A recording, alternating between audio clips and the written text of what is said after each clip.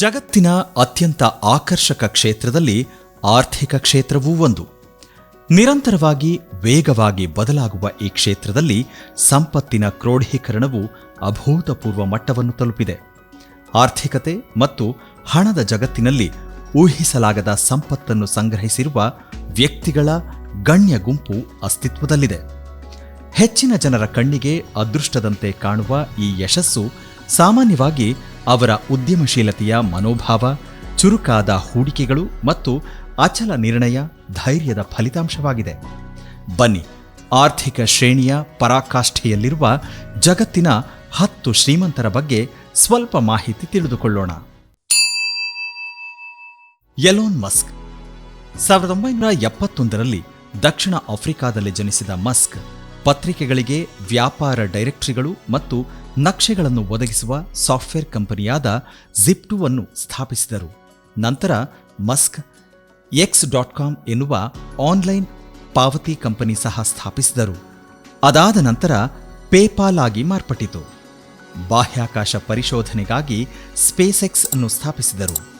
ಮರುಬಳಕೆ ಮಾಡಬಹುದಾದ ರಾಕೆಟ್ ತಂತ್ರಜ್ಞಾನದ ಅಭಿವೃದ್ಧಿಯ ಮೂಲಕ ಸ್ಪೇಸ್ ಎಕ್ಸ್ ಬಾಹ್ಯಾಕಾಶ ಪ್ರಯಾಣದ ವೆಚ್ಚವನ್ನು ಕಡಿಮೆ ಮಾಡುವಲ್ಲಿ ಗಮನಾರ್ಹವಾದ ದಾಪುಗಾಲುಗಳನ್ನು ಮಾಡಿದೆ.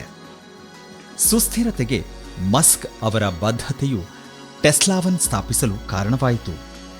ಟೆಸ್ಲಾ ಅವರ ಎಲೆಕ್ಟ್ರಿಕ್ ವಾಹನಗಳು ವಾಹನ ಉದ್ಯಮವನ್ನು ಬದಲಾಯಿಸಿದೆ. ಮಾತ್ರವಲ್ಲದೆ ನಾವೀನ್ಯತೆ ಮತ್ತು ಪರಿಸರ ಪ್ರಜ್ಞೆಯ ಸಂಕೇತಗಳಾಗಿದೆ.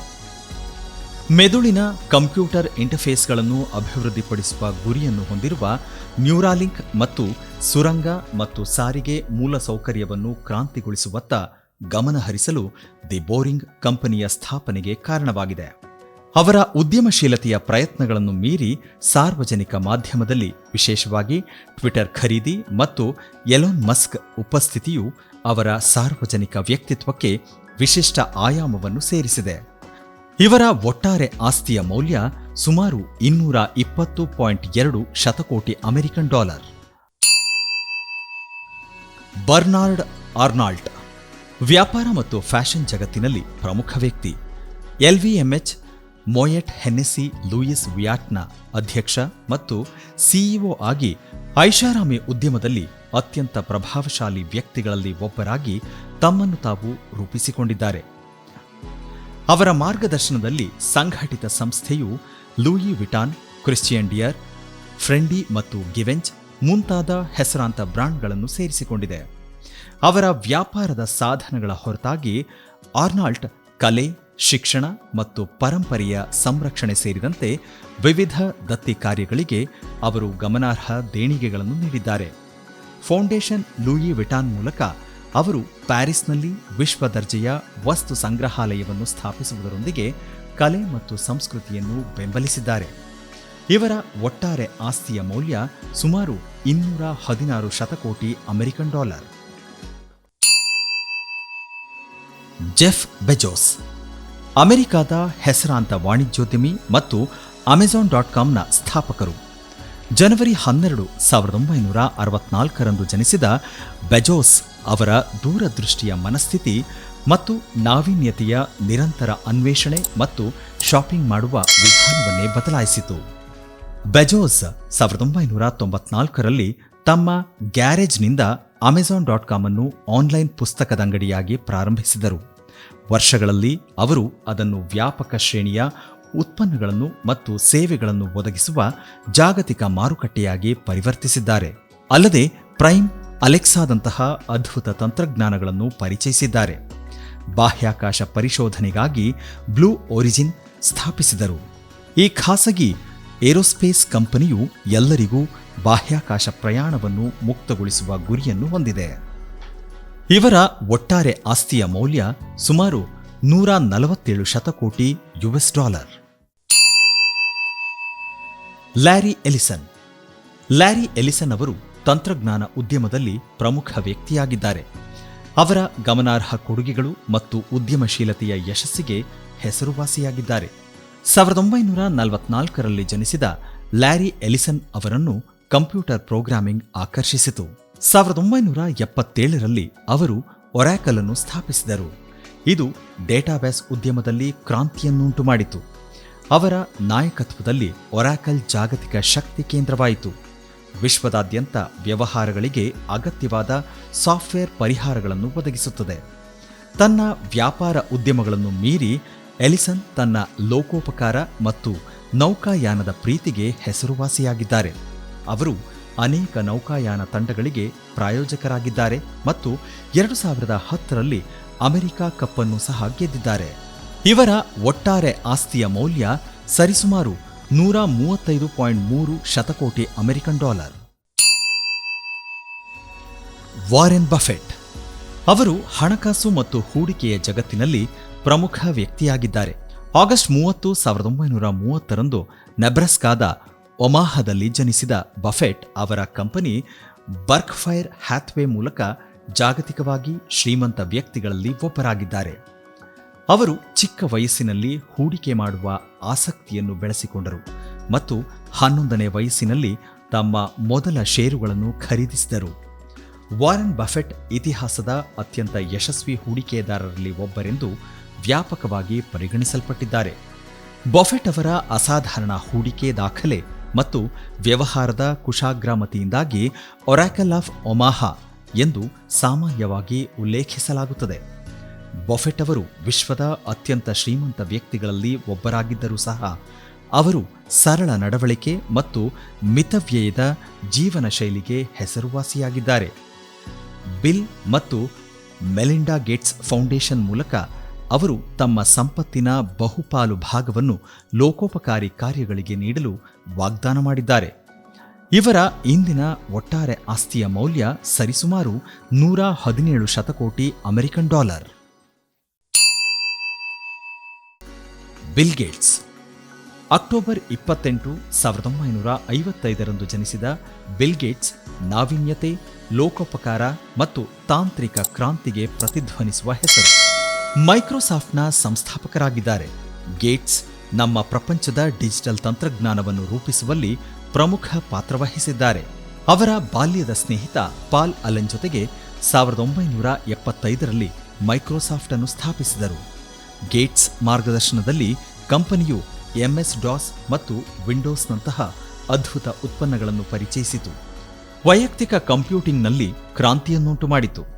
ಕೇವಲ ವೈಯಕ್ತಿಕ ಯಶಸ್ಸಿನ ಮೇಲೆ ಕೇಂದ್ರೀಕರಿಸುವ ಬದಲು ಗೇಟ್ಸ್ ತನ್ನ ಗಮನವನ್ನು ಲೋಕೋಪಕಾರಕ್ಕೆ ಬದಲಾಯಿಸಿದರು. 2000ರಲ್ಲಿ ಗೇಟ್ಸ್ ಮತ್ತು ಅವರ ಪತ್ನಿ ಮಲಿಂಡಾ ಗೇಟ್ಸ್ ಅವರು ಬಿಲ್ ಮತ್ತು ಮೆಲಿಂಡಾ ಗೇಟ್ಸ್ ಫೌಂಡೇಶನ್ ಅನ್ನು ಸ್ಥಾಪಿಸಿದರು. ಇದು ಪ್ರಪಂಚದ ಅತಿದೊಡ್ಡ ದತ್ತಿ ಸಂಸ್ಥೆಗಳಲ್ಲಿ ಒಂದಾಗಿದೆ.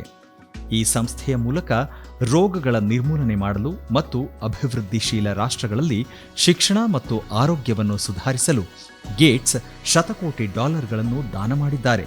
ಇವರ ಈ ಪರೋಪಕಾರ ಗುಣ ಇತರ ಶ್ರೀಮಂತರಿಗೆ ಆದರ್ಶವಾಗಿದೆ. ಇವರ ಒಟ್ಟಾರೆ ಆಸ್ತಿಯ ಮೌಲ್ಯ ಸರಿಸುಮಾರು $115 ಶತಕೋಟಿ ಅಮೆರಿಕನ್ ಡಾಲರ್.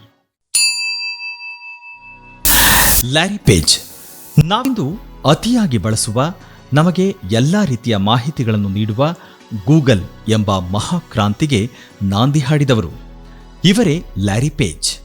ಮಾರ್ಚ್ 26, 1973ರಂದು ಮಿಚಿಗನ್ನ ಈಸ್ಟ್ ಲ್ಯಾನ್ಸಿಂಗ್ನಲ್ಲಿ ಜನಿಸಿದ ಪೇಜ್ನ ನವೀನ ಆಲೋಚನೆಗಳು ಮತ್ತು ನಿರಂತರ ಜ್ಞಾನದ ಅನ್ವೇಷಣೆಯು ಡಿಜಿಟಲ್ ಯುಗದ ದಿಕ್ಕನ್ನೇ ಬದಲಾಯಿಸಿತು. ಪೇಜ್ ಅವರ ಪ್ರಯಾಣವು ಸೆರ್ಗೆ ಬ್ರಿನ್ ಅವರನ್ನು ಭೇಟಿಯಾದಾಗ ಪ್ರಾರಂಭವಾಯಿತು.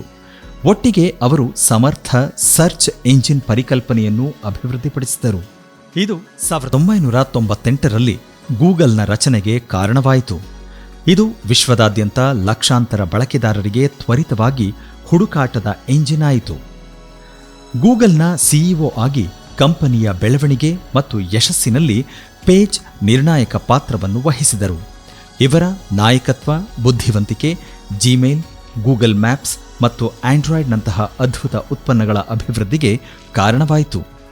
ಗೂಗಲ್ ತನ್ನ ವ್ಯಾಪ್ತಿಯನ್ನು ಜಾಹೀರಾತು, ಕ್ಲೌಡ್ ಕಂಪ್ಯೂಟಿಂಗ್ ಮತ್ತು ಕೃತಕ ಬುದ್ಧಿಮತ್ತೆ ಸೇರಿದಂತೆ ವಿವಿಧ ಡೊಮೇನ್ಗಳಿಗೆ ವಿಸ್ತರಿಸಿತು. ವೇಮೋ ಮೂಲಕ ಸ್ವಯಂ ಚಾಲನಾ ಕಾರುಗಳು ಸೇರಿದಂತೆ ಉದಯೋನ್ಮುಖ ತಂತ್ರಜ್ಞಾನಗಳಲ್ಲಿ ಅವರು ತೀವ್ರ ಆಸಕ್ತಿಯನ್ನು ತೋರಿಸಿದ್ದಾರೆ. ಇವರ ಒಟ್ಟಾರೆ ಆಸ್ತಿಯ ಮೌಲ್ಯ ಸರಿಸುಮಾರು 103 ಶತಕೋಟಿ ಅಮೆರಿಕನ್ ಡಾಲರ್. ಕಾರ್ಲೋಸ್ ಸ್ಲಿಮ್ ಹೆಲು ಇವರು ವ್ಯಾಪಾರ ಜಗತ್ತಿನಲ್ಲಿ ಪ್ರಮುಖ ವ್ಯಕ್ತಿಯಾಗಿದ್ದಾರೆ.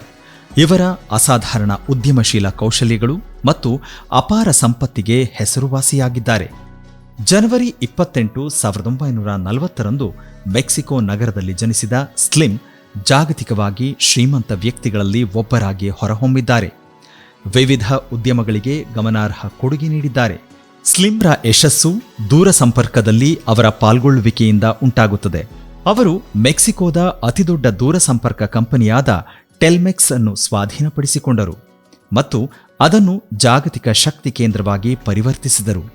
ಈ ಕಂಪನಿಯು ಲಕ್ಷಾಂತರ ಜನರಿಗೆ ವಿಶ್ವಾಸಾರ್ಹ ಸಂವಹನ ಸೇವೆಗಳನ್ನು ಒದಗಿಸಿತು. ಅಲ್ಲದೆ ಚಿಲ್ಲರೆ ವ್ಯಾಪಾರ, ನಿರ್ಮಾಣ, ಗಣಿಗಾರಿಕೆ ಮತ್ತು ಇತರೆ ಕ್ಷೇತ್ರಗಳಲ್ಲಿ ಹೂಡಿಕೆ ಮಾಡಲು ಗ್ರೂಪೋ ಕಾರ್ಸೋ ಎಂಬ ಕಂಪನಿ ಸ್ಥಾಪಿಸಿದರು. ಅವರ ಅಪಾರ ಸಂಪತ್ತಿನ ಹೊರತಾಗಿಯೂ ಸ್ಲಿಮ್ ಅವರ ಲೋಕೋಪಕಾರಕ್ಕೆ ಹೆಸರುವಾಸಿಯಾಗಿದ್ದಾರೆ. ಅವರು ಕಾರ್ಲೋಸ್ ಸ್ಲಿಮ್ ಫೌಂಡೇಶನ್ ಅನ್ನು ಸ್ಥಾಪಿಸಿದರು. ಇದು ಮೆಕ್ಸಿಕೋ ಮತ್ತು ಇತರ ದೇಶಗಳಲ್ಲಿ ಆರೋಗ್ಯ, ಶಿಕ್ಷಣ ಮತ್ತು ಸಂಸ್ಕೃತಿಯನ್ನು ಸುಧಾರಿಸುವತ್ತ ಗಮನಹರಿಸುತ್ತದೆ, ಸುಸ್ಥಿರ ಅಭಿವೃದ್ಧಿಯನ್ನು ಉತ್ತೇಜಿಸುತ್ತದೆ.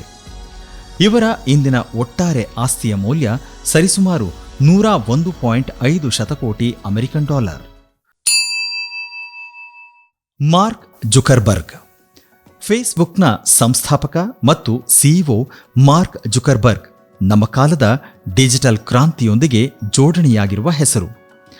ಮೇ 14, 1984ರಂದು ನ್ಯೂಯಾರ್ಕ್ನಲ್ಲಿ ಜನಿಸಿದ ಜುಕರ್ಬರ್ಗ್ ಅವರ ಯಶಸ್ಸಿನ ಪಯಣವು ಸಾಮಾನ್ಯವಾದುದೇನಲ್ಲ. ಕೆಲವೇ ವರ್ಷಗಳಲ್ಲಿ ಅವರು ಚಿಕ್ಕ ಯೋಜನೆಯನ್ನು ಜಾಗತಿಕ ಸಾಮಾಜಿಕ ಮಾಧ್ಯಮ ವಿದ್ಯಮಾನವಾಗಿ ಪರಿವರ್ತಿಸಿದರು. ಅವರ ಸೃಷ್ಟಿಯಾದ ಫೇಸ್ಬುಕ್ ನಾವು ಸಂವಹನ ಮಾಡುವ, ಮಾಹಿತಿಯನ್ನು ಹಂಚಿಕೊಳ್ಳುವ ಮತ್ತು ಇತರರೊಂದಿಗೆ ಸಂಪರ್ಕ ಸಾಧಿಸುವ ರೀತಿಯಲ್ಲಿ ಕ್ರಾಂತಿಯನ್ನು ಮಾಡಿದೆ.